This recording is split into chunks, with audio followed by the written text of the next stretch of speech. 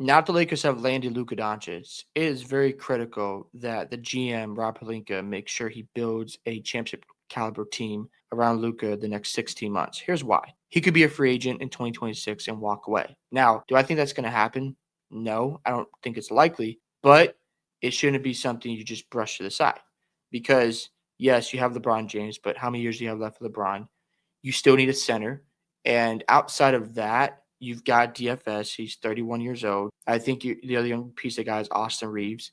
But the Lakers need to start considering, okay, what is our next move this week? It's very important to make sure you show Luka Doncic that we're trying to build something around you, not around LeBron James.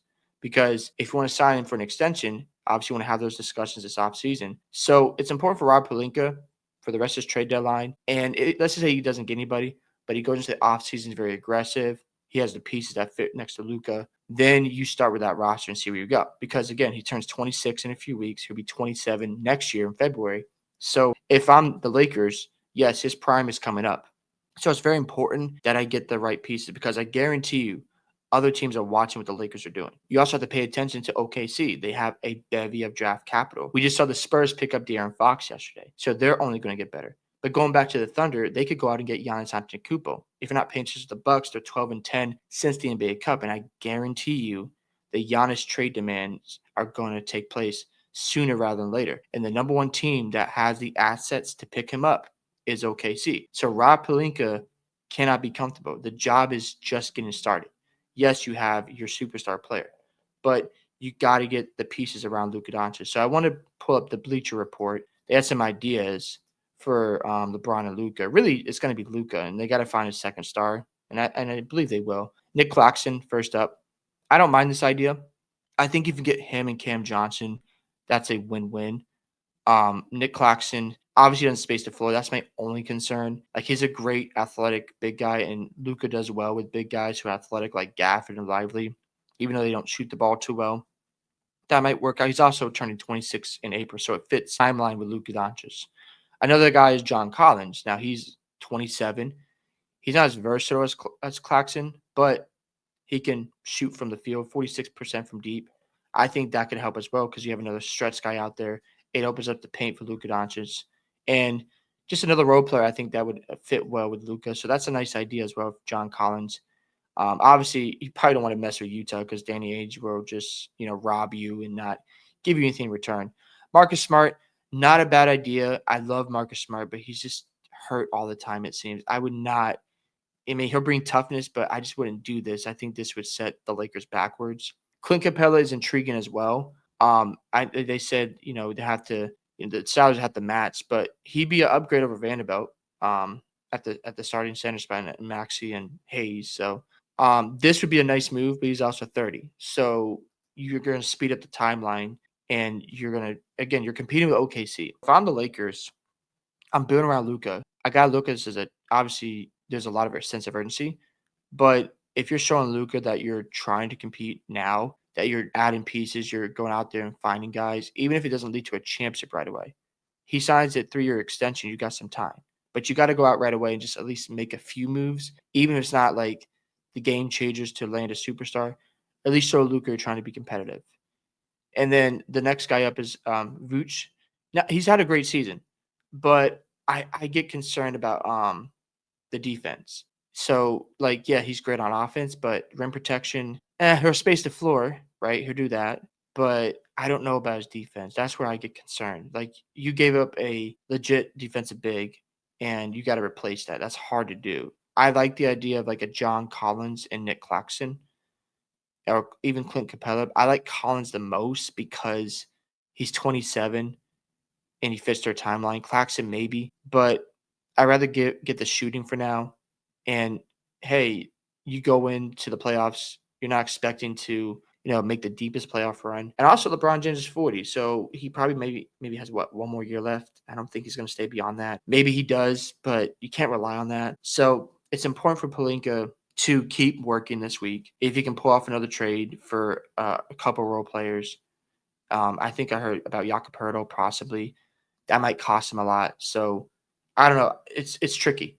But again, they got Luke on a discount. So obviously he's not eligible for Supermax. And they're going to talk contract extensions this offseason. But like I said, it's very important for the front office to not sit back and be comfortable because these next 16 months are going to be very critical to convince Luka to stay. Because again, he could opt out in free agency next year and just test the market. I won't blame him if he does that. Especially you look at the Western Conference, the Spurs just made an incredible move. We get De'Aaron Fox. We'll talk about that later. They you also see what OKC is building, and we know that they're going to end up probably getting a blockbuster trade done for a top 10 player and a guy like Giannis Antetokounmpo because we see what's going on in Milwaukee. They're struggling. They're 12-10 the last 22 games ever since the NBA Cup. So they're monitoring that situation, and they're probably waiting for Giannis to say, you know what, I want out of Milwaukee. So it's going to be interesting to see how the Lakers compete with all those draft picks because they don't have a lot themselves. So they got to be smart with their moves here. I just think it's important to show Luka that we're trying to make efforts. We're trying to improve our roster. But for now, guys like Austin Reeves, Luka, and LeBron, they'll make it work. They'll make the playoffs, but I don't think they're going to go far. Because if the Lakers meet Denver this year in the playoffs, I don't think they're going to beat them because Jokic is going to destroy Jackson Hayes in the paint. It'll be a good series, but Denver will probably still win. So, yeah, I'm very curious to see what Rob Pelinka does. Just don't be comfortable. Like, continue to make moves, be aggressive. Just be smart now. I would go get a stretch big and then find a rim protector if you can. And if you can't, go into the offseason, find somebody in the market, and then go from there. And at least show Luka that we're moving in a direction. That's what's important here. I'm not saying they have to be championship contenders right away, but at least show Luka that you are trying to improve the roster. And here's what's going to be great. When you go into free agency, you can tell teams, hey, you want to play with Luka Doncic? You should be able to get a guy. And that should help keep Luka long term. So as long as they make a few moves, it might not lead to a championship right away because they got to build chemistry. But as long as you're showing Luka that we're trying to compete, we're trying to build the right roster around you. We know LeBron's here, but we also recognize he's going to be retiring soon. That will help keep Luka around. You have to deal with the idea of Luka possibly leaving next year.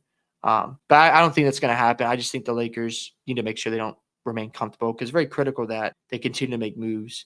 And, Lakers fans, I know you guys are excited. Like, they got a top 3 player for a bag of chips. I still can't believe it. But shout out to them because what they've done is put themselves in position to build for the future around a superstar player. I mean, they just have done it again. When it looked like, the Lakers, yeah, they've been a nice playoff team, but I don't think anybody was hopeful after this year that somehow the Lakers were going to overcome OKC with all the draft capital. And again, it's still going to be an uphill battle because they built a powerhouse there. And when Chet comes back and the guys they can add to that roster, this is great basketball. I love what I'm seeing. The West is going to be a bloodbath, especially when Victor gets better. You've added De'Aaron Fox, and you didn't give up any of your core pieces. So, yeah, fun times in the NBA, but Rob just can't stay content. He's got to keep making some moves. And shout out to him for landing Luka Doncic. I mean, the GM for the Jazz, I can't believe you went to him and said, you want Luka? Yeah, sure, I'll take him. Yeah, why not? What do you want from me? Anthony Davis? Yeah, what else you want? Max Christie, a draft pick? That's it? You sure? Okay, let's do it. I still can't believe that happened, but man, it's exciting times because I think what we're going to see is Boston, LA renew the rivalry. We need that in the NBA. I think that'll be some great storylines. And yeah, Pelinka, just keep making moves because you hit the home run. Now it's just time to build the roster and we'll see how it plays out. Hope you guys enjoyed this video today. I'd love to hear thoughts on what Rob Pelinka needs to do next. And obviously, do you believe he shouldn't be content and continue to make moves? Don't forget to like and subscribe to the channel, and I'll catch you in the next one.